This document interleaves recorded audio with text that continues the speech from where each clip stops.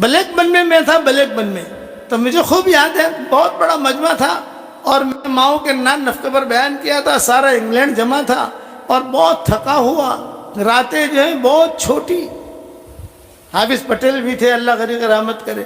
تو میں نے ساتھیوں سے کہا کہ بھئی آج جو ہے نا میں تم لوگوں کے ساتھ نہیں سوؤں گا، بہت تھکا ہوا ہوں، مجھے بخار بھی ہے، میں اپنا مسجد میں کسی اچھے کونے میں سو جاؤں گا۔ اس زمانے واٹس ایپ وغیرہ نہیں تھے۔ میں سویا اور خوب گہری نیند سویا، گہری نیند سویا تو کسی نے آ کر پاؤں دبانے شروع کیے، تو مجھے تو اچھا لگا پاؤں دبانے، تو میں نے دوسرا پاؤں بھی کر دیا، آپ سمجھ گئے نا، یہ بھی دبا۔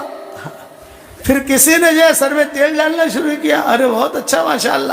اب وہ دونوں باتیں کرنے لگے، آج تو مولانا نے سوا نتھی دیوانا پڑے گجراتی میں، آج مولانا نے سوا نتھی دیوانا پڑے۔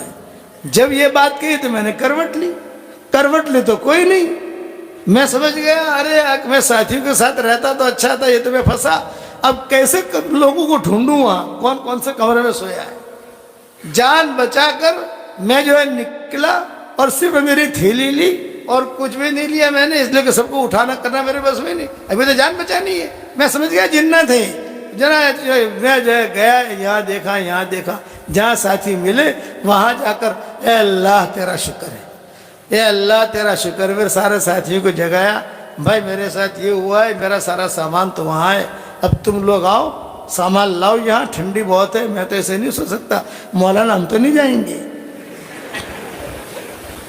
مولانا ہم تو نہیں جائیں گے۔ ارے بھائی نہیں جاؤ گے تو میں کیسے سوؤں گا یار، اس زمانے میں تو اتنا استقبال نہیں ہوتا تھا اس دور کے اندر ہے۔ خیر اللہ کر کے وہ لائے اور لا کر جو ہے پھر ہم نے وہاں رات گزاری۔ پھر حافظ پٹیل سے کہا کہ حافظ صاحب تمہارو بلیک بند تم نے مبارک، ہم نے عام مسجد میں پروگرام نہیں رکھوانا تمہارے، عام مسجد میں وہی ذمہ دار ہوتے تھے، عام مسجد میں نہیں رکھوانا۔ حافظ صاحب نے کہا کیوں؟ میں نے کہا رات کو ہی ہوا۔ ارے بولے یہ تو ہر وقت ہوتا رہتا ہے، حافظ صاحب نے کہا۔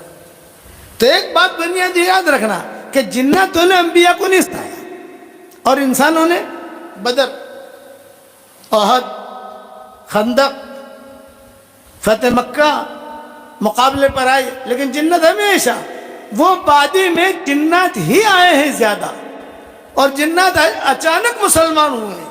ساری دنیا کے اندر خبر پہنچی، ساری دنیا میں ایسی ہوائیں پہنچی جب حضور کو نبوت ملی اور حضور صلی اللہ علیہ وسلم نے نبوت کا اعلان کیا کہ کچھ ہوا ہے۔ کیا ہوا ہے کسی کو کچھ پتہ نہیں۔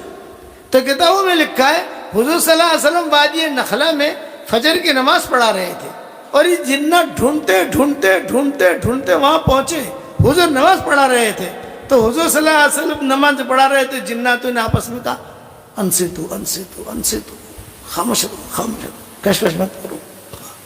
حضور کا پورا قرآن سنا، حضور صلی اللہ علیہ وسلم کو کچھ پتہ نہیں، حضور نے سلام پھیرا تو وہ جنات وہاں سے بھاگ گئے اور اپنی قوم میں جا کر کہا ایک اللہ کا نبی ظاہر ہوا ہے، اس کے بعد میں لبیک کہو۔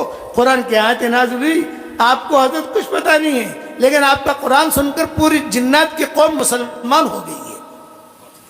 وَإِذْ صَرَفْنَا إِلَيْكَ نَفَرًا مِّنَ الْجِنِّ يَسْتَمِعُونَ الْقُرْآنَ فَلَمَّا حَضَرُوهُ قَالُوا أَنصِتُوا فَلَمَّا قَضَوْا وَلُّوا إِلَىٰ قَوْمِهِمْ مُنذِرِينَ قَالُوا يَا قَوْمَنَا، یہ جنات کہہ رہے ہیں، قَالُوا يَا قَوْمَنَا إِنَّا سَمِعْنَا كِتَابًا أُنزِلَ مِن بَعْدِ مُوسَىٰ، اے قوم ایسی کتاب ہم نے سن کر آئے ہیں جو تورات انجیل کے بعد نازل ہوئی ہے۔